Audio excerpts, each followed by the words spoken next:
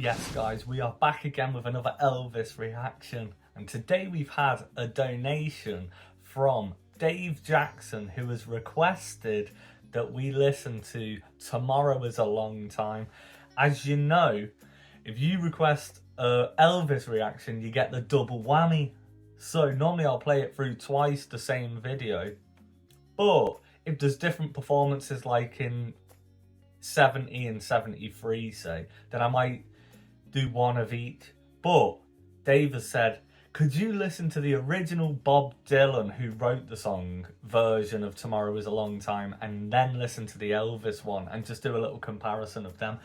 Of course I can, because I love both Bob Dylan and Elvis. They're both up on the wall next to each other.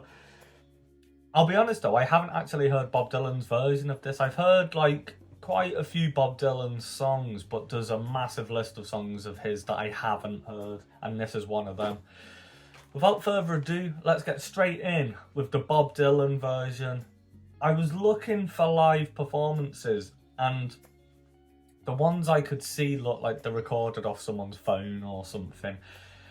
I'm not about that, really, where it's all juttering about and stuff. If it's not like a good recording of a live performance, I would sooner just listen to the studio version, so at least we're getting the good audio, you know what I'm saying? So we're just gonna listen to the studio version of both videos, so no live performances today unfortunately, but doesn't take anything away from the whole experience. Let's listen.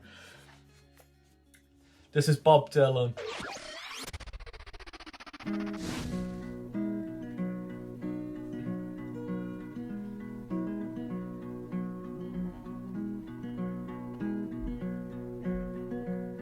If today was not a crooked highway, if tonight was not a crooked trail, if tomorrow wasn't such a long time, then lonesome would mean nothing to you at all. Yes, and only if my own true love was waiting, if I could hear her heart softly pounding. Yes, and only if she was lying by me, and I'd lie in my bed once again. I can't see my reflection in the water, I can't speak the sounds to show no pain, I can't hear the echo of my footsteps or remember the sounds of my own name. Yes, and only if my own true love was waiting, and if I could only hear her heart softly pounding. Yes, and only if she was lying by me, I'd lie in my bed once again. I like that.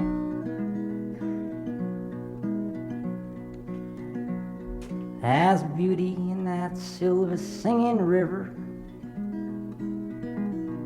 there's beauty in that rainbow in the sky, but none of these and nothing else can touch the beauty that I remember in my true love's eyes. Yes, and only if my own true love was waiting, if I could only hear her heart softly pounding. Yes, and only if she was lying by me, and I'd lie in my bed once again.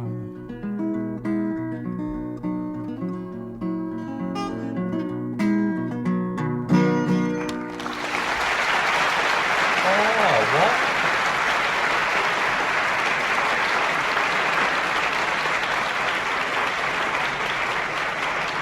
So that was a live performance, it sounded. The applauding at the end. If you're putting an applause at the end of your track and it wasn't live, that's No one's doing that. And I could kind of sense by the audio, you could hear like, you know, sort of like the tapping of the guitar, like on you when your palm hits it and stuff like that, and like almost the bump of the microphone, you know, when you're singing into a microphone and you touch it. There was little giveaways in there, but I didn't assume it was live. I just thought, is this recorded a long time ago in like a little, he's just got a microphone and his guitar in a little room back when technology wasn't peak, you know what I mean? Love the song. Bob Dylan's just got away with his wordplay, hasn't he? That's why they say he's a poet. And do you know what people say as well? Some people say they don't like his voice, or as far as to say he hasn't even got a good voice. And when I hear stuff like that, I just feel like there's a sort of ignorance to that, because and that's no offence if you feel like you don't like his voice. If it's just a choice, fair play. But if people say he hasn't got a good voice or something, I'm like, he has got a good voice. He might not be able to sing like, you know, Axl Rose or someone and hit belting notes and have 5 octaves. You don't have to. If you're just singing your own songs and you can deliver it where it hits people's heart, if it's got like emotion or something like that, or it just taps your foot, it doesn't matter if you've got the best voice in the world. It's, can you deliver your song? And he obviously could, because back in like, was it the 50s or 60s? Maybe the 60s. I can't remember off the top of my head the year. It might have been the 50s. Bob Dylan obviously started making it, you know what I mean? And like, everyone knew of him. He was an up-and-comer back then. In fact, have you seen the Bob Dylan movie? I did watch it a few months ago, actually, with that Timothy Chalamet or whatever he's called. And I like that film. I watched the Bruce Springsteen one the other day. Didn't like that.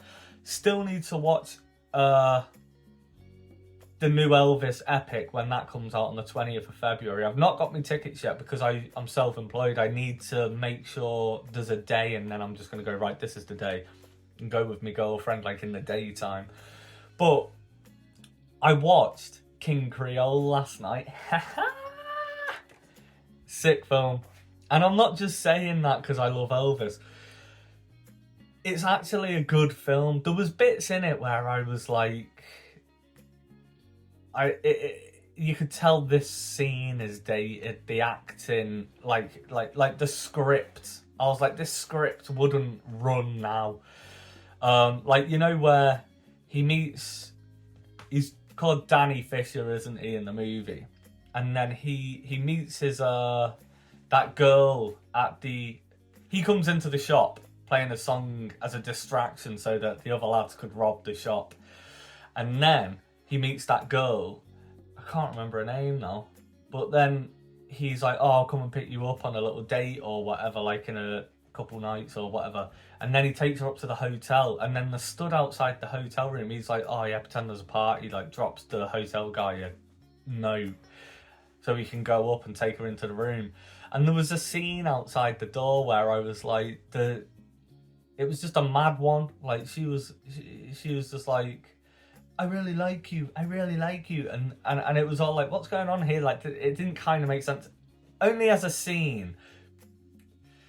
But the overall movie, Elvis's acting was actually sick. He is a good actor. Now, I haven't seen anything else apart from King Creole, because a lot of people said, if you're going to watch one, watch that one first. And his singing in it, when he did is it called Trouble, that song? Because I should do a reaction to that. What was he called? That Maxi. He's like, Ronnie,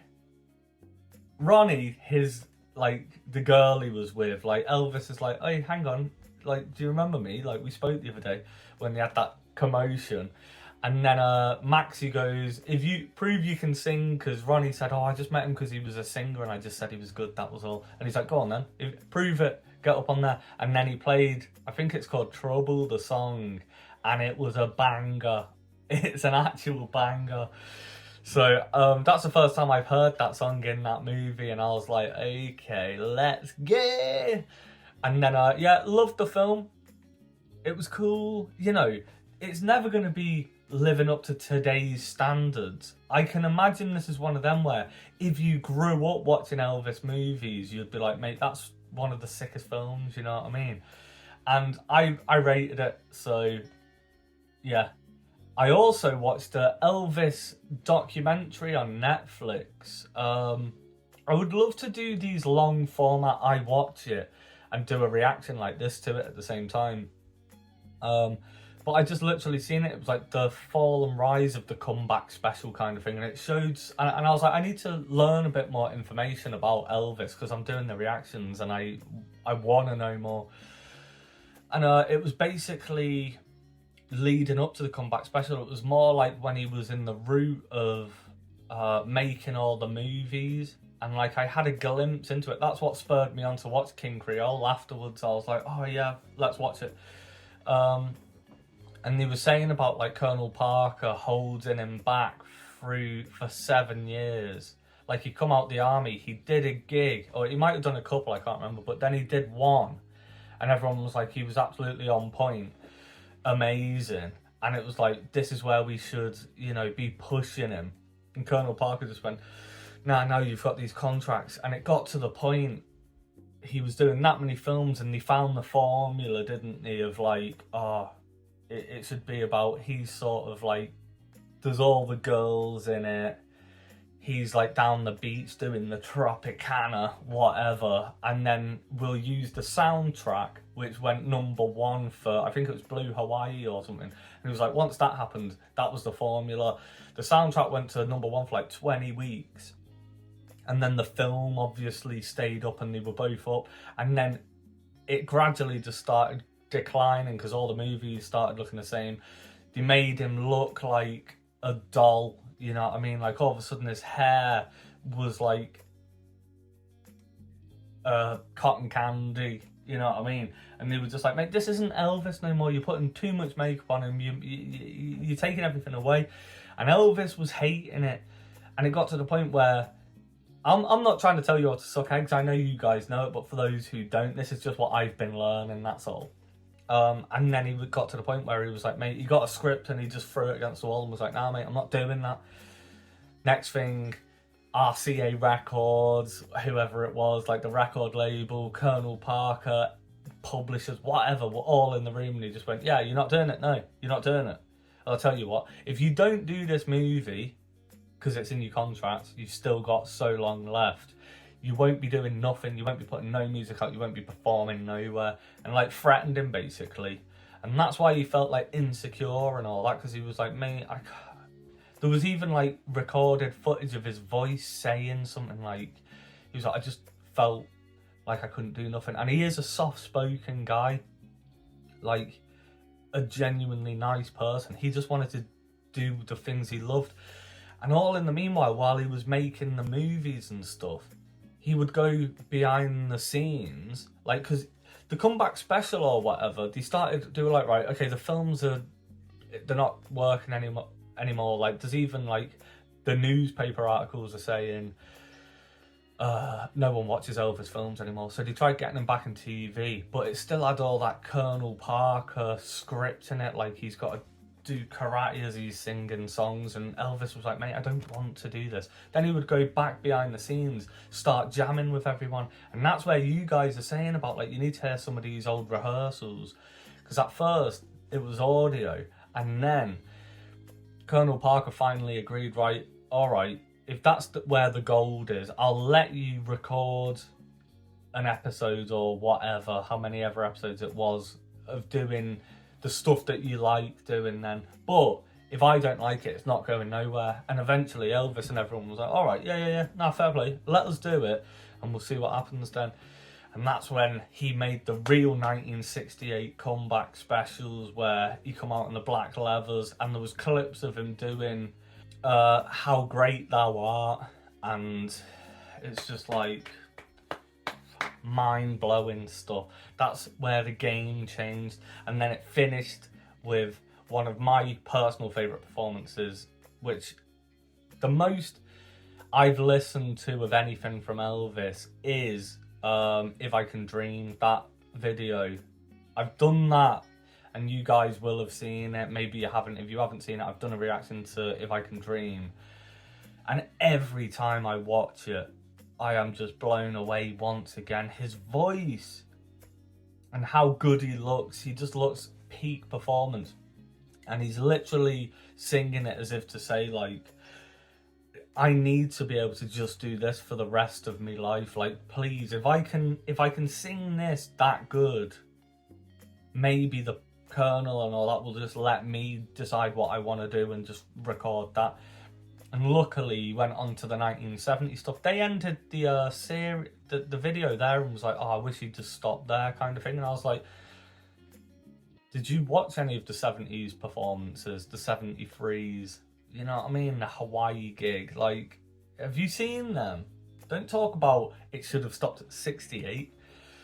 But there's defo, someone actually said the same thing I said, like, there's a cut-off point, obviously, because he passed away, and it's like, that's where it's like, oh, I know eventually I'm going to get to the end of my new stuff from Elvis, because everything's still new to me, which I'm loving, but there's going to be eventually a cut-off point, and that's where it's like, let's not talk about that.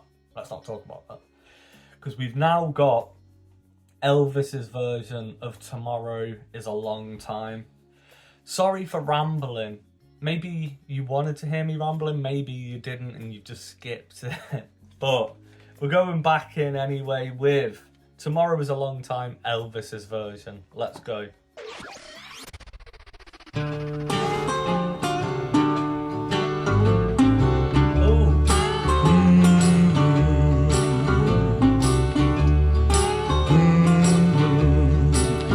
If today was not in this highway,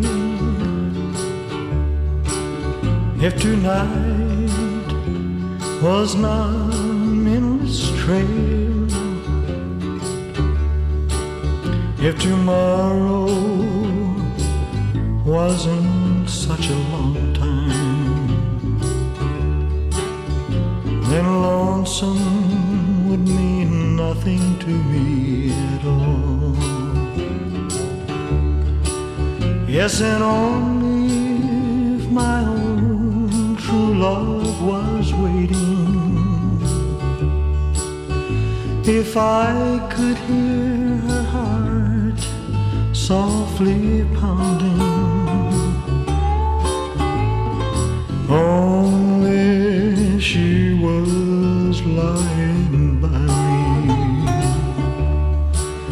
then I'd lie in my bed once again.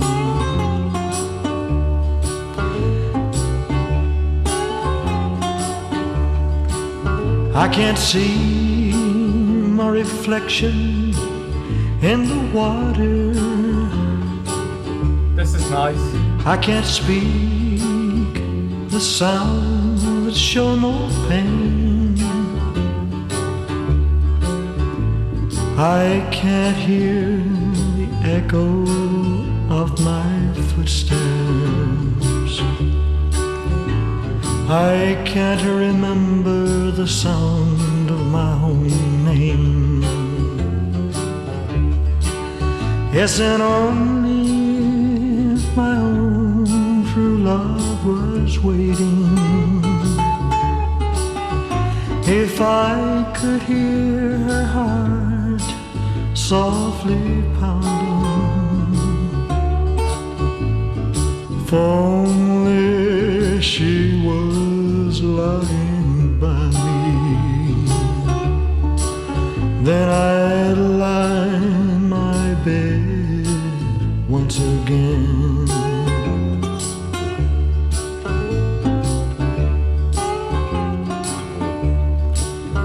There's beauty in the silver singing river.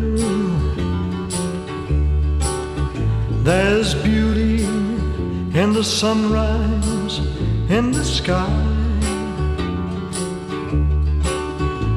But none of these face and nothing else could match the beauty that I remember in my true love's eyes. Yes, and only if my own true love was waiting, if I could hear her heart softly pounding, if only she was lying by me, then I'd lie in my bed once again. If today was not an endless highway, if tonight was not an endless trail, if tomorrow wasn't such a long time, then lonesome would mean nothing to me at all. Yes, and only if my own true love was waiting, if I could hear her heart softly pounding, if only she was lying by me, then I'd lie in my bed once again. Ooh.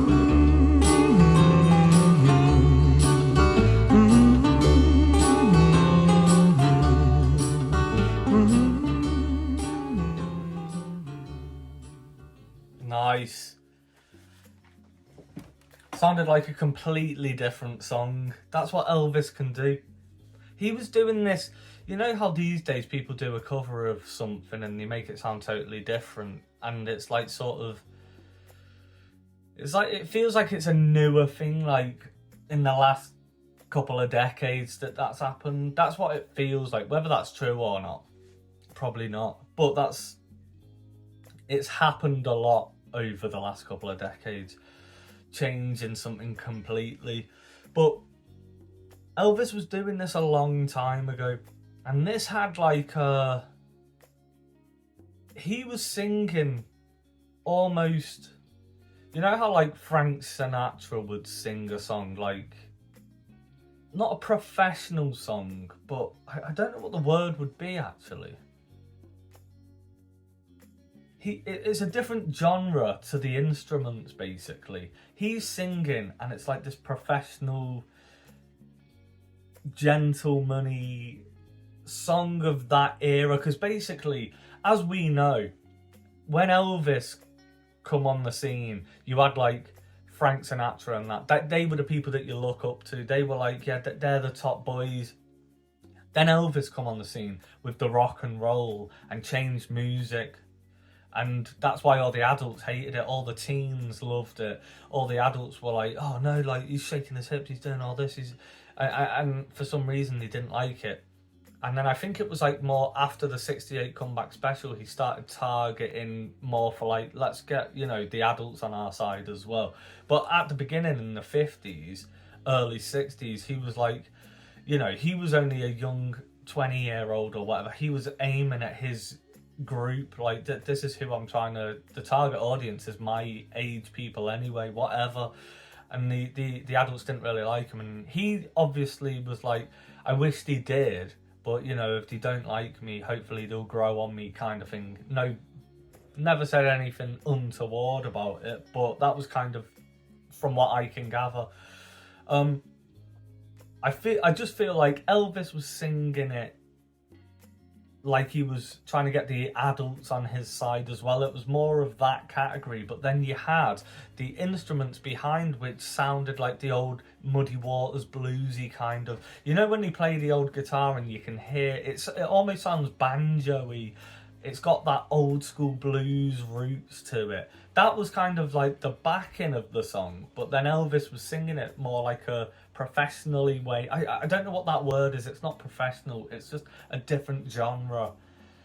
You know, more of a professionally genre, though I don't know how to say this properly, unfortunately. Do you know what I'm saying though? It was like two genres meeting, and it was cool. I liked it. It wasn't one of them where it's like, I'm pretty sure this was from like a jam session, so it's just like, let's just play with Bob Dylan's song. And Bob Dylan was quoted as saying it was like a treasure to him when Elvis did a cover of this song. So it's all cool, you know what I mean? Love it. Another amazing suggestion, so thank you again. This video's gone pretty long, so I'm not sure how many of you will have stuck with me to this late in the video, but thank you. Leave any suggestions in the comment section. If you want a video prioritising and a double whammy for Elvis, just follow the link in the description, and I will see you guys on the next one.